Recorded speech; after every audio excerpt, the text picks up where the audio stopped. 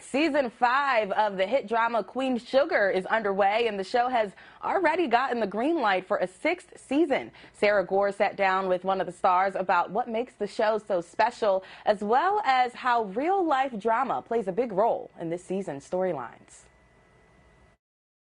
Queen Sugar is back, and this season we dive deeper into the Bordelon siblings, their lives, and their complicated loves. And it's a season like no other as we see real-life topics such as COVID-19 and the Black Lives Matter movement woven into the story as well. Take a look. I'm in a fight right now to keep what my daddy gave me. The Black-owned farms just received a notice invoking seizure of their land. The virus is here. I'm gonna need you to come home. I've been officially laid off. Last thing I'm gonna do is let my pride get in the way of me supporting my family.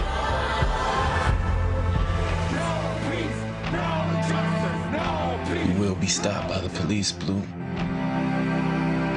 Why? Because you black. And star of Queen Sugar, Bianca Lawson, is here with us now. Bianca, good to see you. How are you? I'm fantastic. How are you? I'm doing good. Listen, I hear this is going to be an amazing season. It is. So congrats, because it already got picked up for season 6. What do you think it is about this show that makes it, so unique and not something we're seeing on TV right now? Well, I think that it's very filmic, right? And it's very cinematic, and it's very true to life, and the storylines aren't rushed. They let it breathe. They really give it the time to grow organically. Well, we're just getting started on season 5, so get us up to speed on where Ralph and Darla are for this season. It's nice because you're going to get to see Ralph and Darla happy for a little bit. And in love, but they rewrote the season to be reflective of the pandemic and BLM and George Floyd, and so I think there's definitely a maturation with their relationship. I'm really excited, and I think this is going to be a very big season for these two in an entirely new way. So. Oh, okay. Well, that's kind of a tease.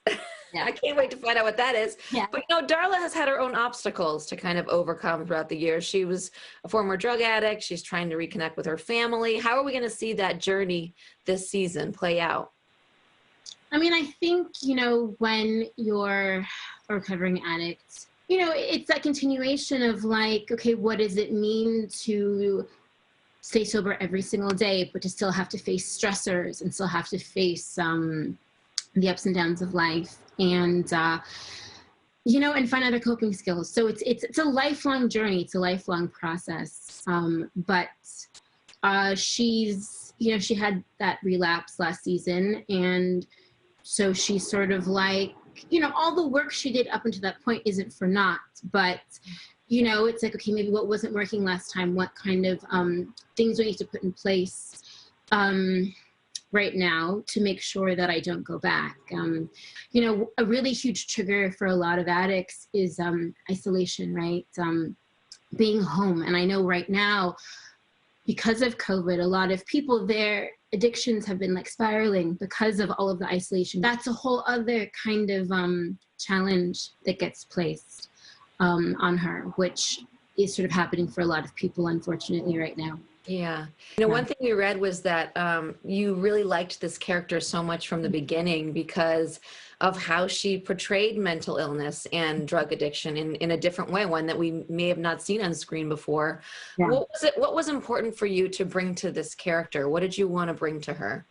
Anyone can be an addict, absolutely anyone. And I think that there's this idea that oh, you're going to be a homeless person on the street, but not really. I mean, I think there are a lot of very, very high functioning addicts that you have no idea what they're struggling with, behind the scenes. Lots of people fall into these things. And so I wanted to honor her and do her justice and be real and not a heightened kind of idea of what people think of addiction is like. Yeah, that's just one part of her. Mm-hmm. I can't wait to see how the season plays out, but I just want to talk about a couple other things. Some of your past projects are celebrating big milestones this year.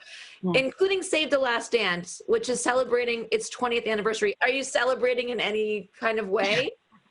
No, but it's very funny to me because Renee, who did my makeup, was saying, you know what we should do? We should make a reel and have you reenact your Save Last Dance scenes. Well, BuzzFeed recently did an article, and they named you one of 25 actors who have been on every teen drama ever.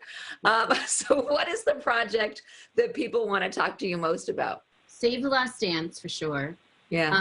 And in terms of things that were younger skewing, Pretty Little Liars, Vampire Diaries, and Queen Sugar, really. Yeah, good projects all around. Well, you can catch the new season of Queen Sugar Tuesdays at 8 p.m. on the Oprah Winfrey Network. Bianca, it was a pleasure to chat with you today. You too. Lovely talking to you.